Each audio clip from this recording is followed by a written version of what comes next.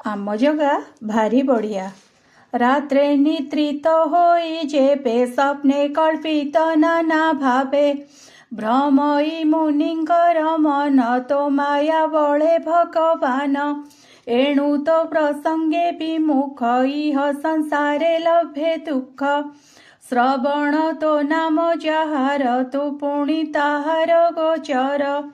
तो भक्ति भावे जे भावित ता हृद पद्मे तू उदित सकल जीवे तो विहार तो पुणी तते अगोचर जे जेऊ रूपे तो ते भावे तो अनुग्रहे सुख लभे नाना प्रकारे उपचारे तो आराधना जेबे करे तू तेणे तेड़े वसन हूँ निष्कामे जड़े तो सहेऊ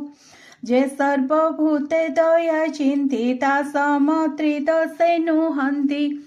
सर्वश्रुद अंतरात्मा के लखी पारे तो महिमा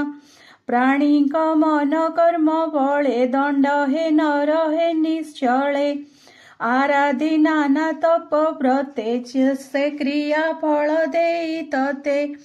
बेगे हुअंती भवु पार नोहिले भ्रमति संसार तोर स्वरूप नित्य चिंतिये मोह भेतु निस्तरंती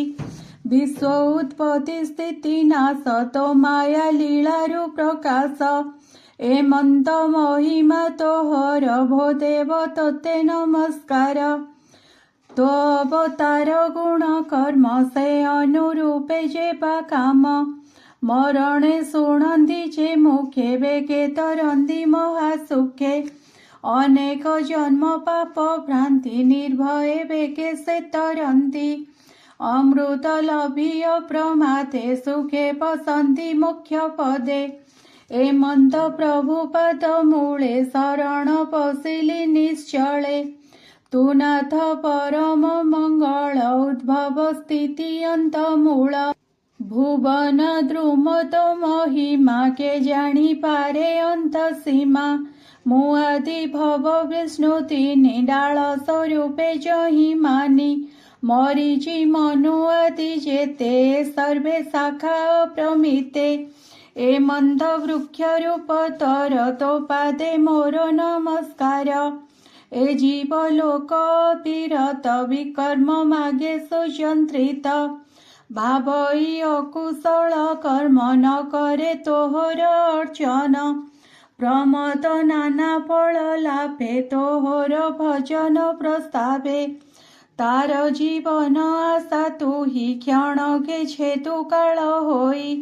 ए मंदे प्रभु पाद गते मो नमस्कार विरते भोनाथ जीवन मोहर बेनी परार्थ अधिकार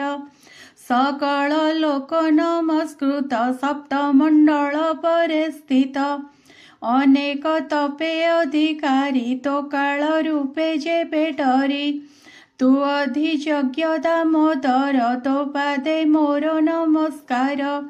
पशु मनुष्य देव देहे संभवी तू लोक संग्रहे इच्छारे करुणा ना कर्म नमस्ते पुरुष उत्तम अविद्या निद्रार कारण तू नहु ताहार अधीन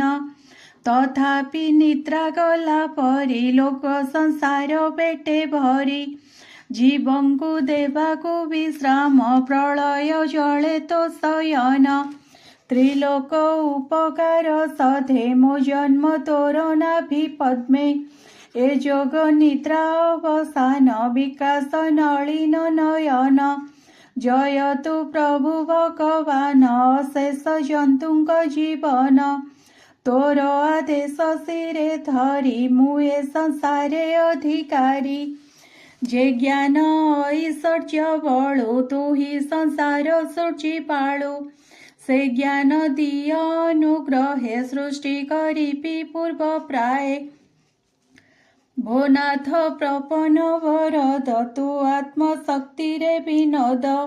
गुण गृहीत अवतारे जे अभा करु तू संसारे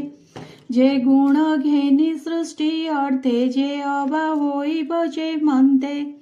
સર્જીવી આત્મા જોગ બળે મોચિત જેમંતે નિશ્ચળે તોર ચરણે દૃઢ હોય ભોનાથ કર એ ઉપાય દુર્ગમએ પ્રળય જળે મુજાત તો નાભી કમળે અનંત શક્તિ તું બોલાવો વિજ્ઞાન શક્તિ તોરત હું લભી સર્જીવીએ સયળ ભોનાથ હેમંત તું કર સર્જુ વિચિત્ર વિશ્વરૂપમુ બ્રહ્મ તેજનો હુલોપ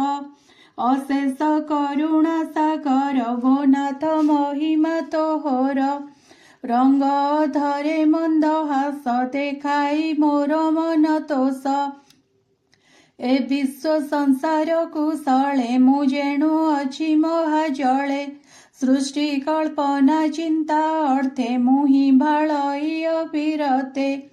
તૂઠી મધુર વચને ચિંતા નિવાર મોર મને મૈત્રીય ઉવાચ એમ તે સંભ્રવ વચને તપ સમાધિ જોગ ધ્યાને નિર્મળ દિવ્ય અનુભવે નિગમ વચન પ્રસ્તાવે નાના પ્રકારે કરી સ્તુતિ મન વચને જેતે શક્તિ અંતે ગોવિંદ ભાવ ઘેની સે પદ્મ મધ્યે હેલા તુની એ મંતે બ્રહ્મા મન જાણી દયા સાગર ચક્ર પાણી વિષાદ ચિત્તે સે ભાળઈ પ્રળય જળ મધ્યે થાય લોકો સંસ્થાન ચિંતા કરી ભાળઈ ખેત મને ધરી સે ચિત્ત જાણી ભગવાન કોમળ ગભીર વચન બ્રહ્માર ખેત મોહ હરી કહંતી પ્રભુ દઈ તારી શ્રી ભગવાન ઉવાચ હે વેદ ગર્ભ બ્રહ્મા દેખ બેક તું છાડ મન દુઃખ તુજે કલ્પિતે માગુ જાહાગે મો કરી અછી તા તું એબે તપે કર આશા મો વિદ્યા વળ તો ભરસા